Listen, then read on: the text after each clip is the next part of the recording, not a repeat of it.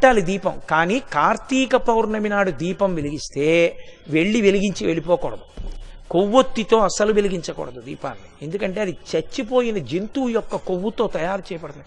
వెంటనే ఆ దీపం అపవిత్రం అవుతుంది. కాబట్టి కొవ్వొత్తులతో వెలిగించకూడదు, అగ్గిపుల్లతో వెలిగించకూడదు. కార్తీక పౌర్ణమి నాడు సుగంధమైనటువంటి దాంతో, అంటే అగరుపుల్ల వెలిగించుకుని అగరపుల్లతో దీపాన్ని వెలిగించుకోవాలి. వెలిగించి వదిలేయకూడదు. దాంట్లోకి వెంటనే అక్షతలు తీసుకుని చేత్తో పట్టుకుని దామోదరమావాహయామి అని కానీ త్రయంబకమావాహయామి అని కానీ 2 మాటలలో ఏదో ఒకటి చెప్పాలి. అంటే దామోదరుణ్ణి కానీ త్రయంబకుణ్ణి కానీ దీపం మీదకి ఆహ్వానం చెయ్యాలి. ఎక్కడైనా చెత్త ఉండిపోయినా కూడా రేపు లౌకికాగ్నితో వెలిగించకూడదు. ఈ ఆవాహన చేయబడిన దీపంతో వెలిగించి ఆ దీపం దగ్గర నిలబడి ఒక మాట చెప్పాలి అందరూ.